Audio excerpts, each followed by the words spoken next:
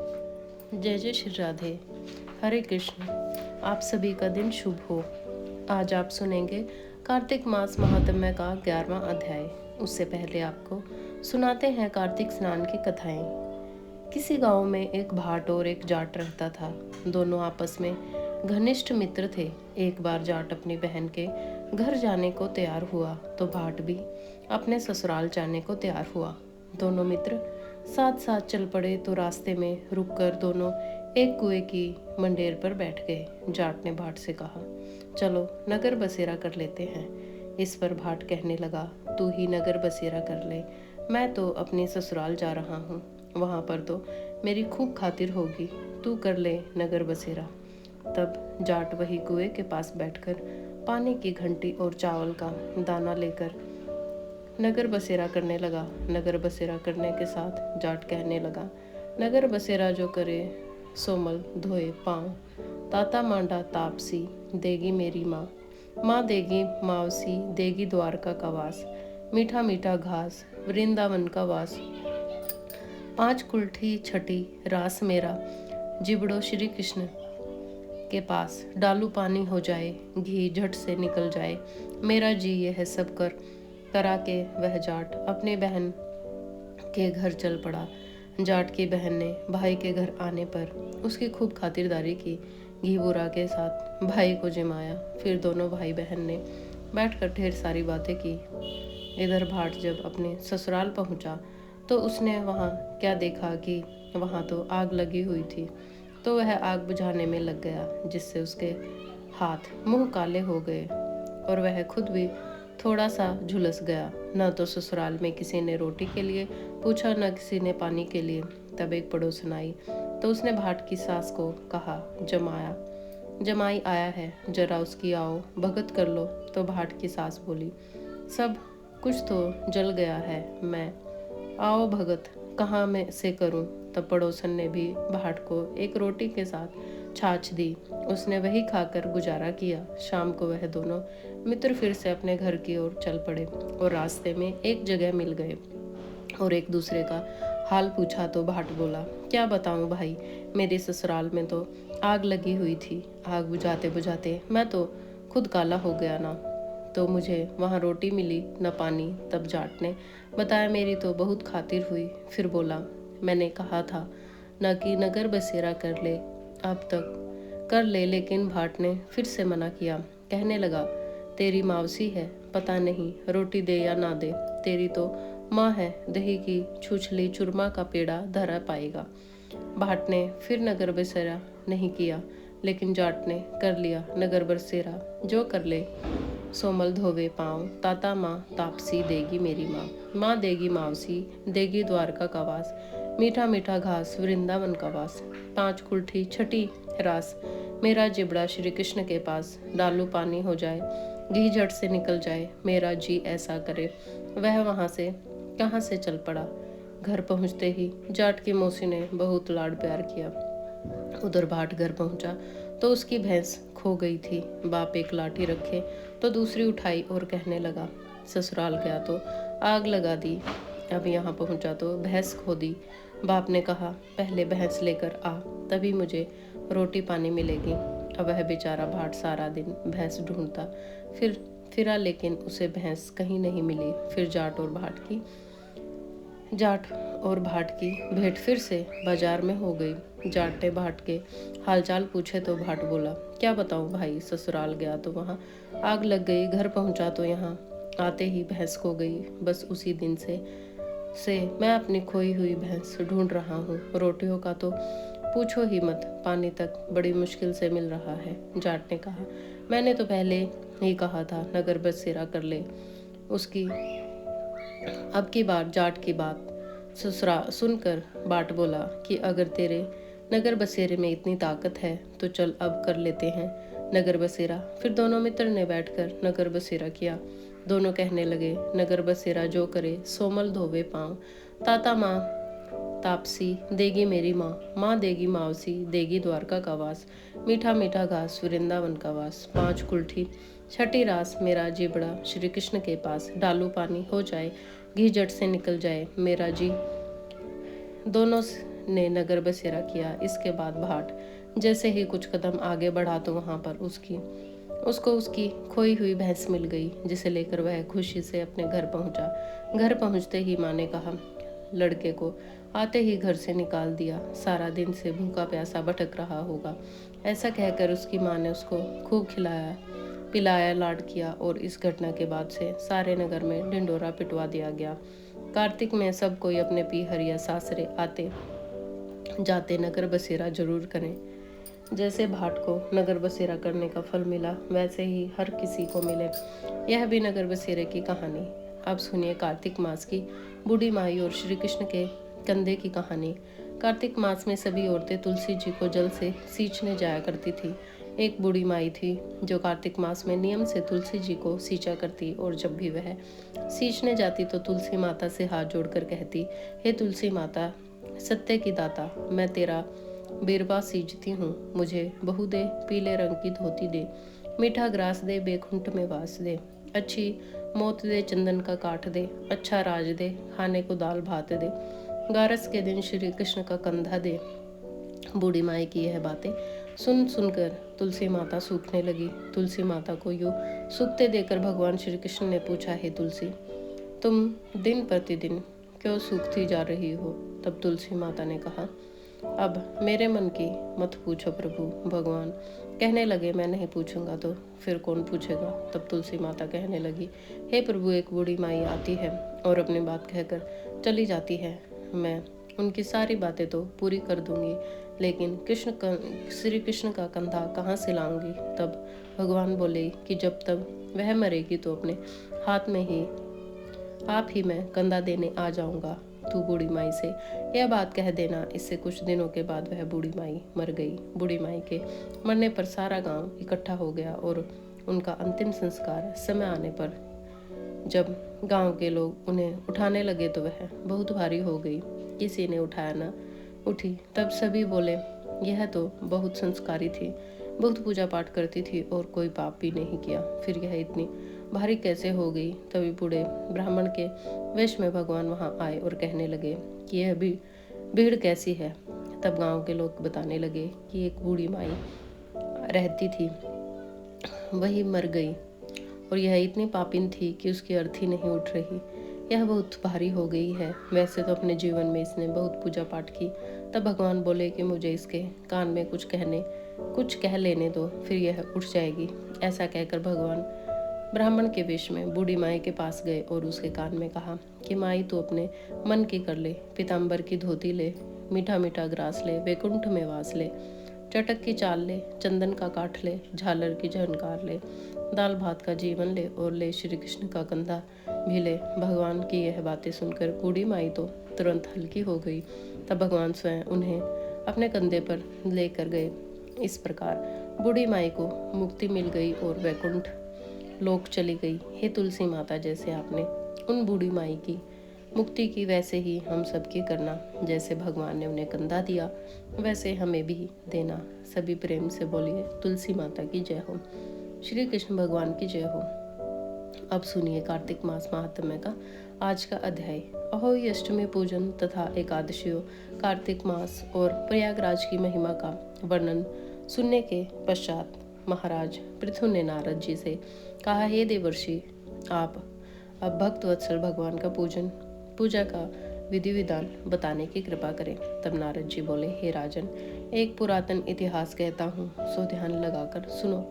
अत्यंत प्राचीन समय की बात है। कांतपुर में चोल नामक एक राजा राज्य करता था। उसके राज्य में समस्त प्रजा सुखी थी। कोई भी दरिद्र, पीड़ित या दुखी नहीं था। राजा के नाम पर उस देश का नाम चोल देश रखा गया। एक बार वह राजा मूल्यवान मणि मुक्ताओं द्वारा भगवान की पूजा करके वही मंदिर में बैठा हुआ था। उसी समय विष्णु शर्मा नाम के एक ब्राह्मण ने आकर तुलसी दल तथा जल से भगवान की पूजा की। उसके तुलसी पत्रों से राजा की पूजा के मणि मुक्ता आदि ठग गए। यह देखकर राजा ने क्रोधित होकर ब्राह्मण से कहा, हे विष्णु शर्मा, तुमको पूजा का कुछ भी ध्यान नहीं है। मणि मुक्ताओं से भी सेकी गई मेरी पूजा की शोभा को तुमने तुलसी दलों से ढककर समाप्त कर दिया है। राजा के अहंकार से भरे हुए यह कटु वचन सुनकर विष्णु शर्मा ने कहा, हे राजन, अभिमान के वशीभूत होने के कारण तो भगवान की पूजा के बारे में कुछ नहीं जानते। ब्राह्मण के यह वचन सुनकर राजा ने फिर कहा, हे ब्राह्मण, तुम दरिद्री हो, इस कारण भगवान की पूजा को तुम क्या जानो? क्या तुमने कभी भगवान का कोई मंदिर बनवाया था या कोई यज्ञ आदि किया? अगर यही बात है तो मैं देखता हूँ कि भगवान की भक्ति करके तुम स्वर्ग में पहले जाते हो या मैं जाता हूँ। ऐसा कहकर राजा ने गूंगल ऋषि को आचार्य बनाकर बड़े बड़े यज्ञ आरंभ कर दिए और साथ ही ब्राह्मणों को बहुत सद्रव्य आदि दान देने लगा। परंतु विष्णु शर्मा सदैव की तरह माघ तथा कार्तिक मास के व्रत, तुलसी वन का रोपण, एकादशियों को व्रत तथा ओम नमो भगवते वासुदेवाय मंत्र का निरंतर जप करते हुए भगवान की पूजा अर्चना करता रहा। वह उठते बैठते चलते फिरते हर समय भगवान का स्मरण तथा कीर्तन करता रहता था। कार्तिक मास में एक दिन विष्णु शर्मा ने जैसे ही रसोई तैयार करके रखी, कोई भोजन उठा कर ले गया।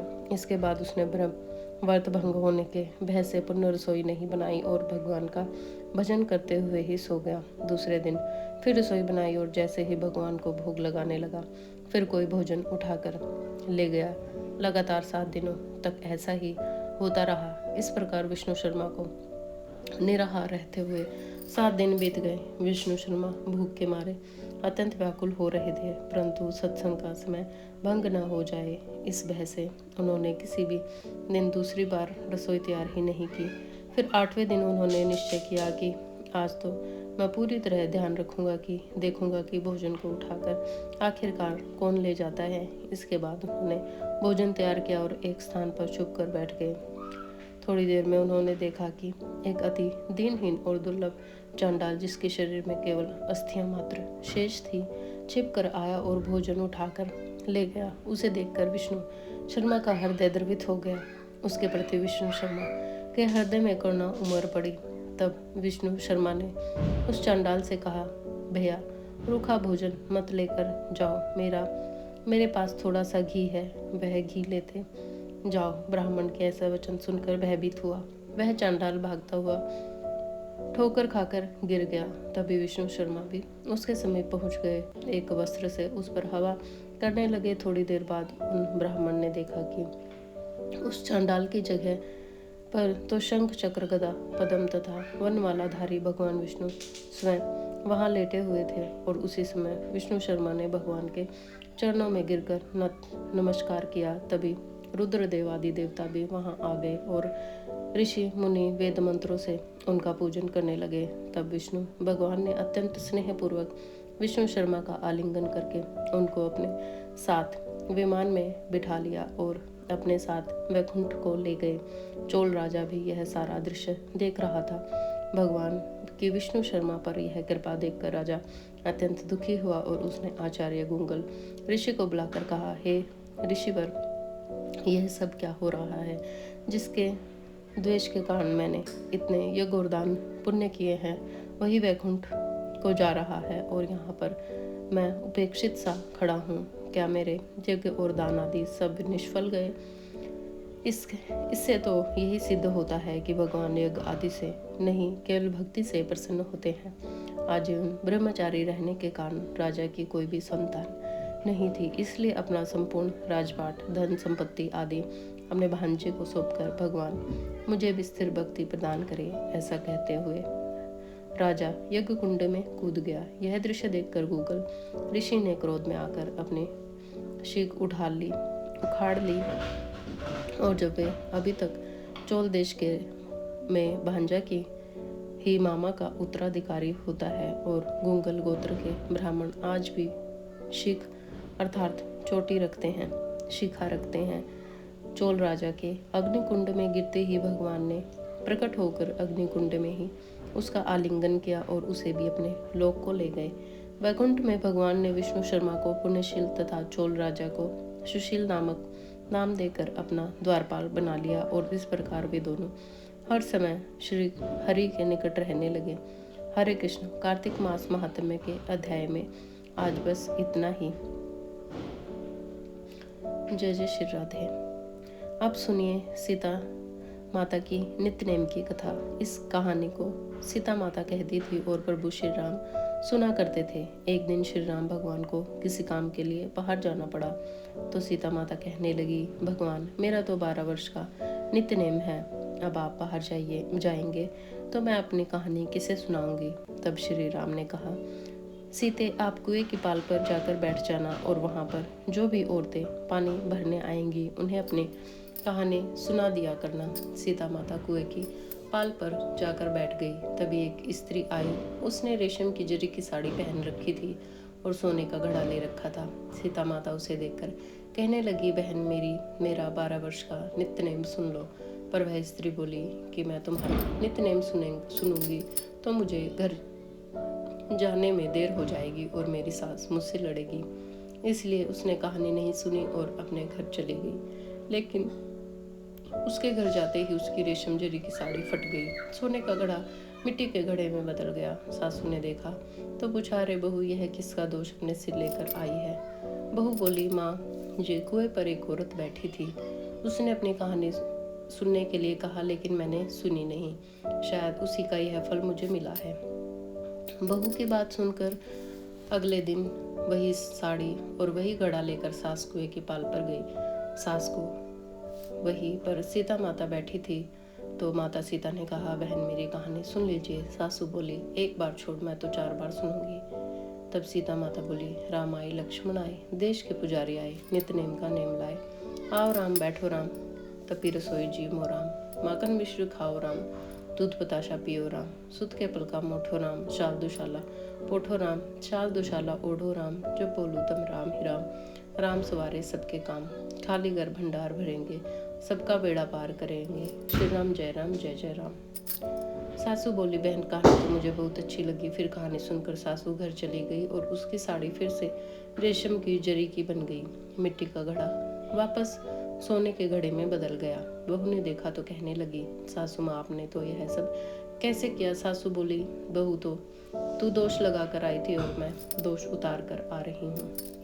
बहू ने पूछा कि माँ जी वह कुएं वाली स्त्री कौन थी। सासू ने कहा कि वह तो सीता माता थी, वह पुराने से नया कर देती हैं, खाली घर में भंडार भर देती हैं, वह लक्ष्मी जी का वास घर में कर देती हैं और मनुष्य की जो भी इच्छा हो उसे पूर्ण कर देती हैं। बहू बोली, माँ जी फिर तो ऐसी कहानी मुझे भी सुना दो।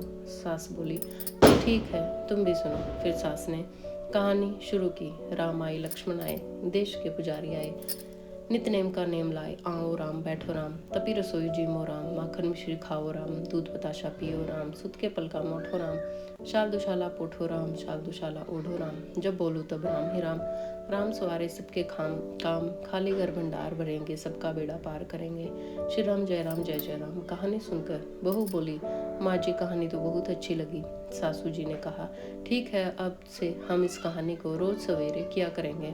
अब सास बहू रोज सवेरे उठती, नहाती धोती और पूजा करने के बाद नित्य नेम की सीता माता की कहानी कहती। एक दिन की बात है, उसके यहाँ पड़ोस की एक औरत आई और बोली कि बहन जरा सी आँच देना। तो बहू बोली कि आँच तो अभी हमने जलाई ही नहीं है। पड़ोसन बोली, तो फिर तुम सुबह 4 बजे से उठकर क्या कर रही हो। तो उन्होंने कहा कि हम तो सुबह सुबह उठकर पूजा करते हैं, फिर सीता माता की नित्य नेम की कहानी कहते हैं।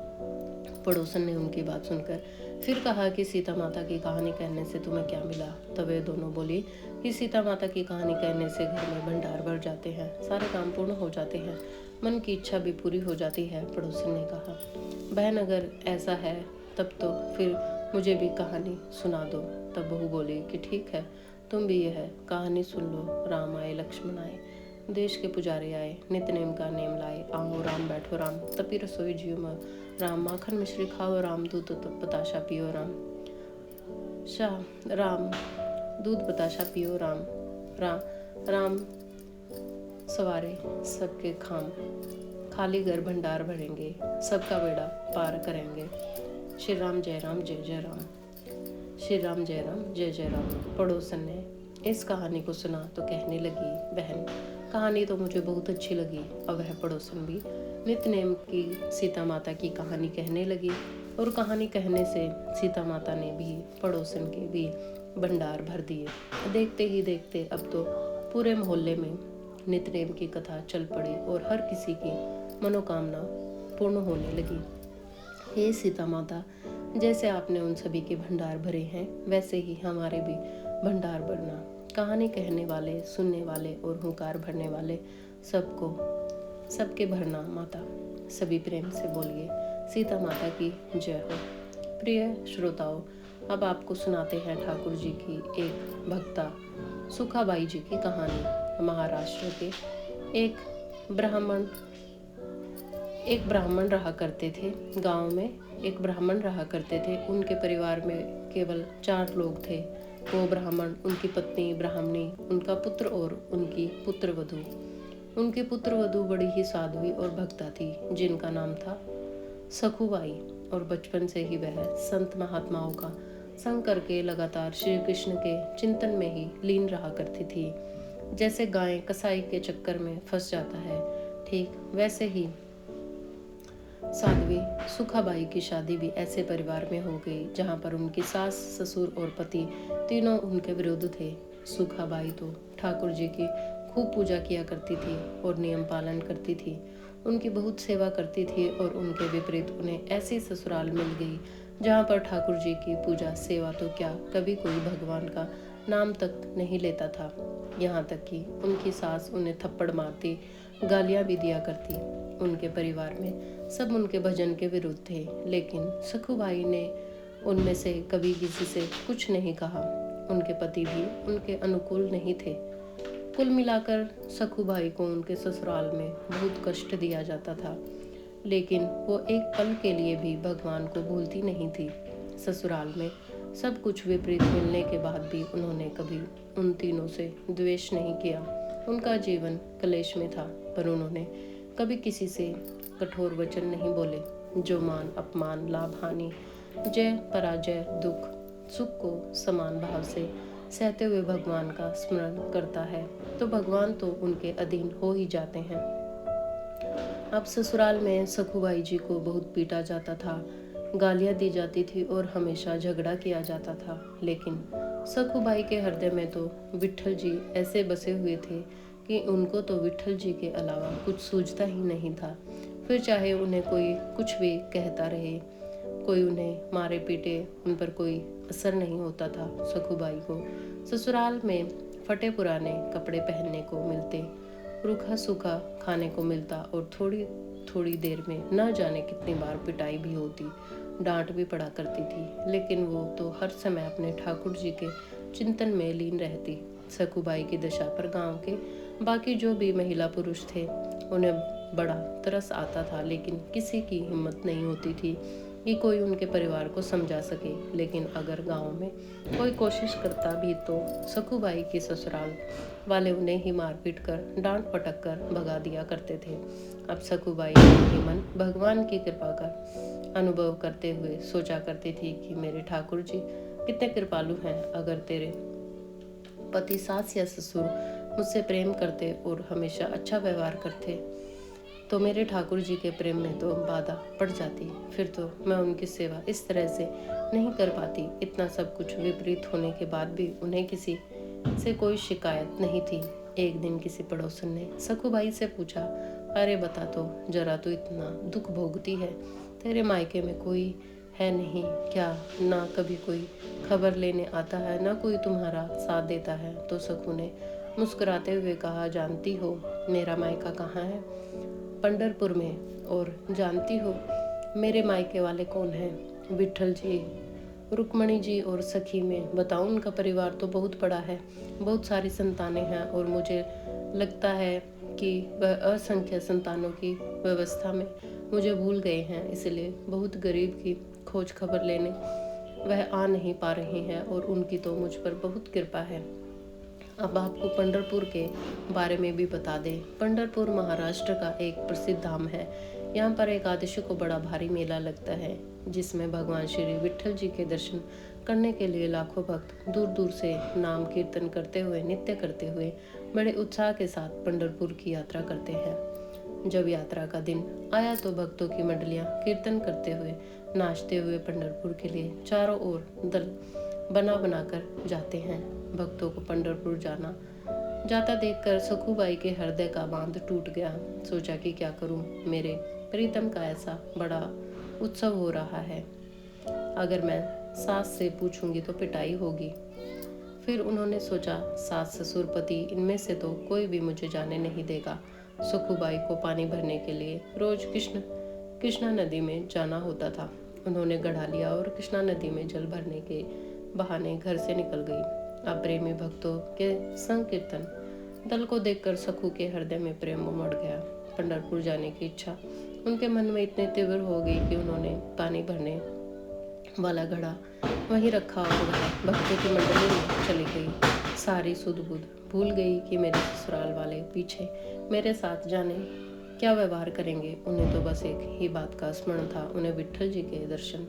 अब जब वह जा रही थी तो उनकी एक पड़ोसन ने उन्हें मंडली के साथ जाते हुए देख लिया और तुरंत दौड़कर उसकी सास को बता दिया कि आपकी बहू तो संतों की मंडली के साथ भाग गई है। अब सास और पति ने बड़े बड़े डंडे निकाले और उन्होंने सखू को रोकने के लिए दौड़ लगाई। उन्होंने देखा कि सखूबाई अपने प्रीतम के दर्शन करने के लिए बहुत इच्छुक थी और भक्तों के बीच में भागवत प्रेम में उन्मत्त हो रही थी। वह तो इस बार बस अपने विट्ठल जी को याद करते हुए, नृत्य करते हुए, भजन कीर्तन करते हुए झूमती गाती जा रही थी। न उन्हें अपने केशों का ध्यान था, न अपने वस्त्रों का। जब उन्हें इस तरह से जाते हुए उनके सास और उनके पति ने देखा तो सब उनको पाल पकड़कर घसीटकर उन्हें मंडली से बाहर लेकर आए और वहीं पर उन्हें डंडे से मारना शुरू कर दिया। फिर घर ले जाकर उन तीनों ने मिलकर सखूबाई की खूब पिटाई की और सखूबाई रोते रोते भी, पीटते पीटते भी केवल हाँ विट्ठल, हाँ कृष्ण, हाँ गोविंद कहती रही। इसके अलावा उन्होंने एक और शब्द अपने मुंह से नहीं निकाला। बुरी तरह पीटते रहने के बाद भी सास ने कहा, यह तो मामूली मार है, इससे यह मानने वाली नहीं है। ऐसा करो, पीटो कि यह चलने के लायक न रहे, वरना यह भी भाग जाएगी और पंढरपुर की यात्रा करेगी।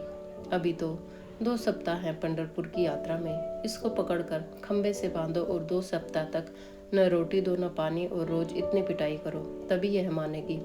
सास की आज्ञा पर सखूबाई को उनके पति और सास ससुर ने खंबे से बांध लिया। खूब पिटाई की और उन्हें भोजन पानी देना सब कुछ बंद कर दिया। अब सखूबाई के हृदय में यह दुख नहीं था, यह मलाल नहीं था कि मुझे बांध दिया गया, मुझे मारा गया, मुझे गाली दी गई। अगर उनके हृदय में पीड़ा थी तो सिर्फ एक ही पीड़ा थी कि हे कृष्ण, आपके भक्तों के बीच में मुझे कितना सुख मिल रहा था। पहली बार जीवन में भक्त मंडली ने मुझे नाचने को मिला और मैं आपके दर्शन के लिए जा रही थी। ठाकुर जी, मेरी सामर्थ्य नहीं थी कि मैं इस जन्म में इस नरक से निकल सकूं। हे करुणा निधान, हे ठाकुर जी, क्या ऐसा नहीं हो सकता कि मैं इस जन्म में आपके दर्शन कर पाऊं? क्या मैं आपके मंदिर में आकर आपके भक्तों के बीच में नहीं नाच सकती? सखूबाई ठाकुर जी को याद करते करते आंसू बहाती जा रही थी और कहती जा रही थी, हे कृष्ण, ऐसा कुछ तो उपाय करो कि मैं आपके दर्शन कर सकूं। मैं बहुत पतित हूँ, दीन हूँ, अधम हूँ, मेरी सामर्थ्य नहीं है प्रभु, मैं आप तक आ सकूं। हे प्रभु, अब तो कृपा करो। कितना सुंदर अवसर मिला है, भक्तों की मंडलियां जा रही हैं और आपके दर्शन करने के लिए बार बार अवसर नहीं आएगा। नाथ, अब तो कृपा करो, मुझे आपके दर्शन करने हैं ठाकुर जी। अगर आप कृपा करोगे तभी तो दर्शन हो सकते हैं, वरना तो मेरी सामर्थ्य नहीं है कि मैं इस चंगुल से छूट सकूं। सखूबाई जी मन ही मन ठाकुर जी को याद करती जा रही थी। चिंतन कर रही थी।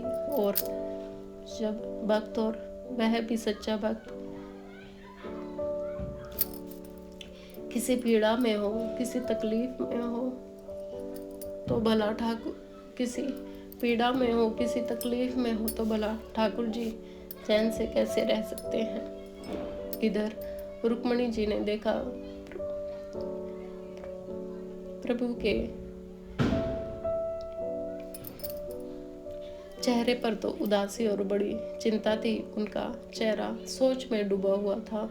उन्होंने ठाकुर जी से पूछा कि नाथ, आप चिंता में कैसे? लगता है आपका कोई बहुत कष्ट में है।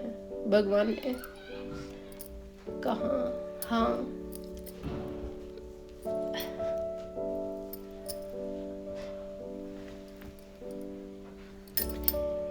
एक ऐसी भक्त है जिसको बहुत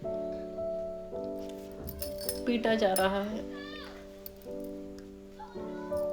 कलेश दिया जा रहा है, बहुत परेशान किया जा रहा है।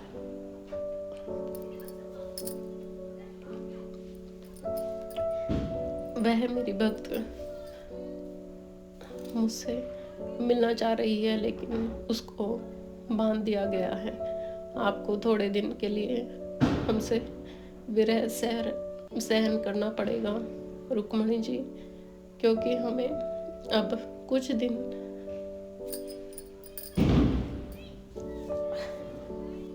वहाँ रहना पड़ेगा, तभी बात बनेगी।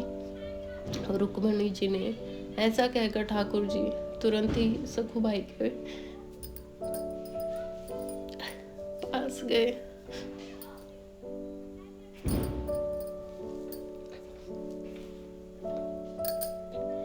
वहां गए तो उन्होंने देखा कि एक खंबे से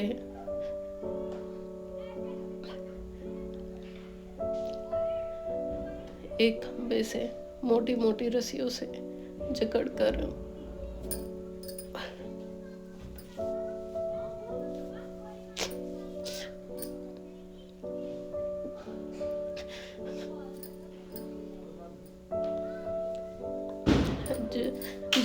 उन्हें बांधा गया है।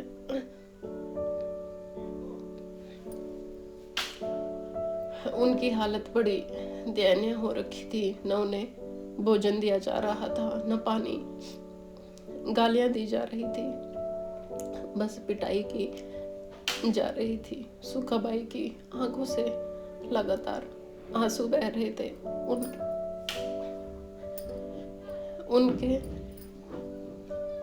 गालों पर सिर्फ आंसू के निशान थे, बाल बिखरे हुए थे, कपड़े मैले थे, और वो इस हाल में श्री प्रभु के ध्यान में निमग्न थी। तब ठाकुर जी ने एक बहुत सुंदर नवयुवती का रूप धारण किया और आकर बोले, सखुबाई, मैंने सुना है कि तुम पंढरपुर जाना चाहती हो, चलोगी मेरे साथ पंढरपुर? पंढरपुर का नाम सुनते ही सखुबाई ने तुरंत आंखें खोली और कहा, सखी, मुझ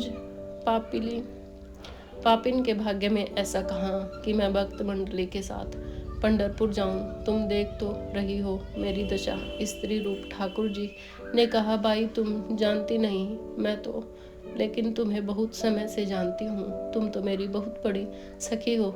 अच्छा, उदास मत हो। मैं जिसकी सखी होती हूँ ना, उसको मैं कभी उदास नहीं देख सकती। चलो, मैं तुम्हारी रस्सी खोल देती हूँ, तुम भागो और जाओ मंडली के साथ। तब सखुबाई कहने लगी, न मेरी सास फिर पकड़ लेगी और खूब मारेगी। अब की बार ठाकुर जी बोले, बिल्कुल नहीं, इनकी तुम चिंता ही मत करो। ठाकुर जी ने ऐसा कहकर सखुबाई की रस्सियाँ खोली और स्वयं सखुबाई का रूप धारण करके रस्सी में खुद ही बंध गए। अब जिनका नाम स्मरण करने से मोह माया के बंधन टूट जाते हैं, जिनको पाना बड़े बड़े योगियों के लिए भी दुर्लभ है, वही भगवान, वही ठाकुर जी अपने भक्त सखुबाई के लिए एक साधारण स्त्री की तरह बंध गए। अब वास्तविक सखुबाई जी तो पंढरपुर की यात्रा पर हैं, जा रही हैं भक्त मंडली के साथ कीर्तन करते हुए उधर ठाकुर जी सखुबाई का वेश धारण कर चुपचाप रस्सी से बंधे पिटाई खा रहे हैं, गालियां खा रहे हैं। ठाकुर जी चुपचाप बंधे हुए हैं। कई दिन बीत चुके हैं, न उन्हें भोजन मिला, न पानी, न बल्कि रोज पिटाई अलग हुई। 14 दिन बीत गए। प्रभु ऐसे ही एक खंबे से बंधे रहे, रोज डंडे गालियां खा रहे थे। एक दिन उनके पति को यानी सखुबाई के पति को उन पर दया आ गई। उन्हें तो नहीं पता कि असली सखुबाई तो पंढरपुर पहुंच चुकी है। अब जब उनके पति को उन पर दया आई तो उन्होंने सखुबाई के रूप में जो ठाकुर जी बंधे थे उनको खोल दिया। अब पति की आज्ञा के अनुसार सखुबाई रूपी श्री कृष्ण ने स्नान किया, सुंदर रसोई बनाई, सबको खिलाया। इतना सब कुछ सहने के बाद भी पहले उन्होंने सबको भोजन कराया। देखिए भगवान के हाथों से बनाए हुए भोजन का चमत्कार। अब भोजन पाने के बाद उन तीनों का हृदय परिवर्तन हो गया। उन तीनों के हृदय में बड़ा प्यार उमड़ पड़ा। सखुबाई रूपी भगवान ने उनकी सेवा और सुंदर व्यवहार से पति, सास और ससुर तीनों के स्वभाव को ही बदल दिया। अब तीनों सखुबाई स्वरूप श्री भगवान श्री कृष्ण के से बड़ा प्रेम करने लगे, बड़ा सम्मान करने लगे। उधर सखुबाई पंढरपुर पहुंचकर नाम संकीर्तन करते हुए नाच रही है। प्रभु के प्रेम में मग्न वे इस बात को भूल ही गई कि मेरी जगह है तो मेरे घर पर कोई भी सखी बंधी हुई है। आनंद में विभोर हुई सखुबाई ने चंद्रभागा नदी में स्नान करके मंदिर के अंदर प्रवेश किया। अब वह मंदिर में जाकर श्री हरि के दर्शन करके आनंद के सागर में डूब गई। सखुबाई जी का प्रभु में ऐसा मन लगा कि उन्होंने प्रभु के सामने प्रतिज्ञा ही कर ली कि ठाकुर जी, जब तक शरीर में प्राण रहेंगे मैं पंढरपुर की सीमा से बाहर ही नहीं जाऊंगी और यहीं रहूंगी, आपके श्री चरणों में रहूंगी। अब भला उन्हें क्या पता था कि उनके बदले बद्रीनाथ जी वहां बंधे हुए हैं। सखुबाई की तो बस एक ही धुन थी, भगवान का सानिध्य पाना, भगवान के चरणों में लीन हो जाना। अब सखुबाई वहीं पर कीर्तन करते हुए भगवान के ठाकुर जी के ध्यान में संलग्न हो गई। सखुबाई के सामने अब यह स्वरूप प्रकट हुआ कि सखुबाई विफल हो गई और भगवान के सौंदर्य के दर्शन में इतना मुग्ध हो गई कि उनके प्राण छूट गए। अब एक ब्राह्मण उन मंडली में आया था। जब उसने सखुबाई के शव को देखा तो उसने अपने साथियों को बुलाया और सबसे मिलकर सखुबाई के शरीर का अंत्येष्टि संस्कार किया। इधर रुक्मणी जी ने सोचा कि ठाकुर जी तो कह गए थे कि मैं कुछ ही दिनों बाद वापस आ जाऊंगा। इतने दिन बीत चुके हैं, अब आज तक वापस नहीं आए। फिर ध्यान देकर देखा कि जिसके लिए गए थे उन्होंने तो शरीर ही छोड़ दिया है। अब तो उनके शरीर का अंतिम संस्कार भी हो गया है। अब तो मेरे प्रभु को वही बहू बनकर रहना पड़ेगा। यह सोचकर रुक्मणी जी चिंता में डूब गई। अब रुक्मणी जी सखुबाई की राख, हड्डी, वैराग्य वगैरह को एकत्रित किया और प्रेम दृष्टि से देखा तो सखुबाई जीवित हो गई। सखुबाई को ऐसा लगा मानो वह गहरी नींद से जागी हो। और फिर उसी रात को सपन में रुक्मणी जी ने सखुबाई से कहा, देखो पुत्री, तुम्हारा प्रण पूरा हुआ। तुमने कहा था कि जब तक इस शरीर में प्राण रहेंगे मैं पंढरपुर की सीमा के बाहर नहीं जाऊंगी। अब तुम्हारा वो शरीर तो जल गया, अब तुम लौट जाओ। मेरे प्रीतम तुम्हारे रूप में तुम्हारे घर पर है। आदेश पाकर सखुबाई आनंद मग्न हो 2 दिन बाद यात्रियों के साथ वापस लौट आई। अब सखुबाई को आता देखकर सखु वेशधारी भगवान बद्री ना जो वहां बहु रूप में बद्रीनाथ अब वहां बहु रूप में थे। उन्होंने सोचा कि अगर वो यहाँ आ गए तो भी यहाँ रहा तक तो बड़ी गड़बड़ हो जाएगी, सारी पोल खुल जाएगी। ठाकुर जी ने तुरंत सास से कहा, माँ जी मैं पानी लेने जा रही हूँ। कहते ही उन्होंने घड़ा लिया और घाट पर आई और पूर्व परिचित सखी का वेश धारण करके असली सखुबाई से मिली। उन्हें देखते ही देखते सखुबाई को तो सारी बातें याद आ गई। सखुबाई ने दौड़कर उन्हें हृदय से लगाया और कहने लगी, सखी आपकी कृपा से मुझे पंढरपुर जाने को मिला, मुझे मेरे ठाकुर जी के दर्शन हुए। ऐसा कहकर उन्होंने उनके चरणों को पकड़ लिया। रोने लगी, कहने लगी, बहन मेरे पीछे तो तुम्हें बड़ा कष्ट भोगना पड़ा होगा। ठाकुर जी कहने लगे, अरे तू चिंता मत कर, तू तो सखी हो गई है ना। सुखुबाई ने तू तो सुखी हो गई है ना। सुखुबाई ने कहा, हाँ मैं तो सुखी हूँ।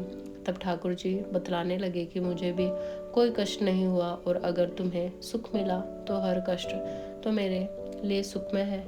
अच्छा तुम यह सब घड़ा लो, इसमें जल भरो, घर जाओ। सखुबाई घड़ा भरकर अपने घर में आ गई और ठाकुर जी अंतर्ध्यान हो गए। सखुबाई घड़ा उठाकर घर पहुंचे तो स्वाभाविक अपने रोज के काम में लग गई। सखुबाई को सास ससुर और पति के बदले स्वभाव को देखकर बड़ा आश्चर्य हुआ। इतना प्यार मिल रहा था। वह हैरान थी, क्योंकि इससे पहले सब वो घर छोड़कर गई थी तब तो उनके सास ससुर पति सब कोई मिलकर उन्हें मारते थे, डांटते थे, गालियां देते थे, खंबे से बांध कर रखते थे। इतना हृदय परिवर्तन देखकर उनके आश्चर्य का ठिकाना नहीं रहा। उनके दिन वही ब्राह्मण जिसने सुखुबाई के शरीर का अंतिम संस्कार किया था पंढरपुर से दर्शन करके वापस आया।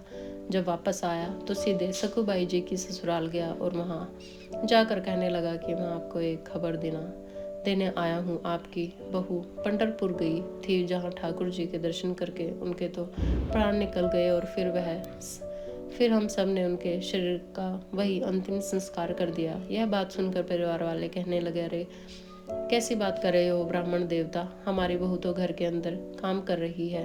जब ब्राह्मण देवता को विश्वास नहीं हुआ तो सासू ने आवाज लगाई। सासू आवाज सुनते ही सखुबाई सामने आ गई। उन्हें सामने देखकर उस ब्राह्मण के तो होश उड़ गए। आखिर ब्राह्मण के बहुत कहने पर उन्होंने सासू को अपने पास बुलाकर पूछा कि अगर अच्छा एक बात बताओ, हमने तो तुम्हें आबाद कर रखा है, लेकिन यह ब्राह्मण देवता कह रहा है कि तुम पंढरपुर में गई थी, वहीं पर मर गई थी। भला ऐसा हो सकता है?